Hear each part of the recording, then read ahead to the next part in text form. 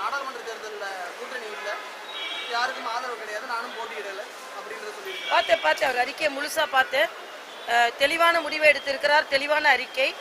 ஆனா எனக்கு என்னன்னா அந்த அறிக்கையை ஒவ்வொருவரும் ஒவ்வொரு விதமா படிக்கிறது தான் ஆச்சரியமா இருக்கு. சில பேர் இது பாஜகவுக்கு எதிரான அறிக்கை, இது தமிழ்நாட்டில் எந்த தாக்கத்தையும் ஏற்படுத்த போவதில்லை அப்படி இப்படின்னு. அதாவது எந்த அறிக்கை வந்தாலும் இது பாஜகவுக்கு எதிரான அறிக்கை தான். அஜித் ஒரு அறிக்கை கொடுத்தா உடனே அது பாஜகவுக்கு எதிரான அறிக்கை, ரஜினி ஒரு அறிக்கை கொடுத்தா பாஜக, எல்லாரையும் உறுத்தி கொண்டிருப்பது பாஜக.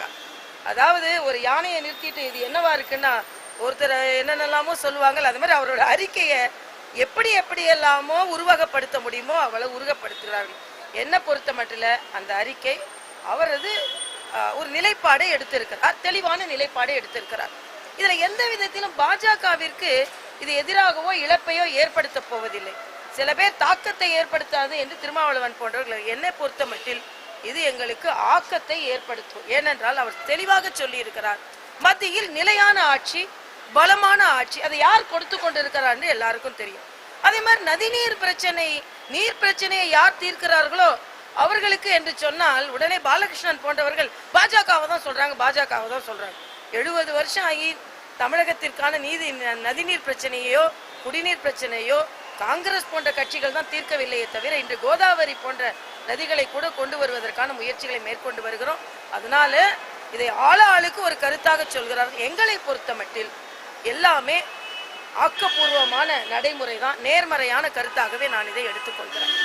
ரஜினிகாந்த் அவருடைய கருத்து தொடர்ந்து பாஜக காவிரி விவகாரங்கள்ல தொடர்ந்து வந்து நமக்கு தமிழகத்திற்கு அணிதிக்கக்கூடிய ஒரு சூழ்நிலை நிச்சயமாக இல்லை, இதை நான் ஒத்துக்கவே மாட்டேன். காவிரியில் நியாயம் கிடைத்திருப்பது பாஜக ஆட்சியில தான். இன்னும் சொல்ல போனா நதிகளை இணைக்க வேண்டும் என்று சொன்னது பாஜக தான். நான் ரஜினி அவர்களை அடிக்கடி ஒரு உதாரணத்தை காண்பிப்பேன்.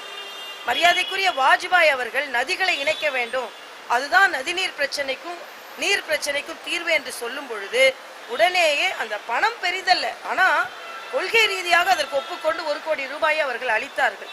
ஆனா ராகுல் காந்தி போன்றவர்கள் நதிகளை இணைக்க கூடாது என்று சொன்னார்கள். அதனால இன்னும் சொல்ல போனா நெடுநாளையாக தீர்க்கப்படாத காவிரி பிரச்சனை இப்பொழுதுதான் தீர்ந்திருக்கிறது. அதனால நீர் பிரச்சனையை தீர்த்திருப்பது நாங்கள் தான். வருங்காலத்திலும் இன்னும் தமிழகம் முழுவதும் நல்ல நீர் கிடைப்பதற்கான ஆதாரங்களை ஏற்படுத்தி கொண்டிருப்பதும் நாங்கள் தான் என்பதை நான் கமலஹாசன் அவர்கள் வந்து ஸ்டாலினை கடுமையாக விமர்சித்திருக்காரு. அந்த கருத்தை நீங்க பார்த்திருப்பீங்க. சட்டை கிழிந்தாலும் நான் வந்து சட்டையை மாத்திட்டு தான் போவேன், கிழிக்க மாட்டேன், கிழிச்சா நான் சட்டையை மாத்தி கொண்டு தான் போவேன் என்று சொல்கிறார். இது நான் ஏற்கனவே நாங்கள் சொல்லி கொண்டிருந்த கருத்து தான். இன்னொன்றையும் கமலஹாசன் உடைய சொல்லி இருக்கிறார், தமிழகம் டெல்லி வேண்டாம்னு நினைக்க கூடாது, டெல்லியும் தமிழகம் வேண்டாம்னு நினைக்க கூடாது. ஆக ஒரு மாநில அக்கறையோடு கூடிய தேசிய அரசியல், தேசிய அக்கறையோடு கூடிய மாநில அரசியல் என்று நான் அடிக்கடி சொல்லி இருக்கிறேன். அதனால அவரின் அந்த கருத்து சரியான கருத்து என்பது.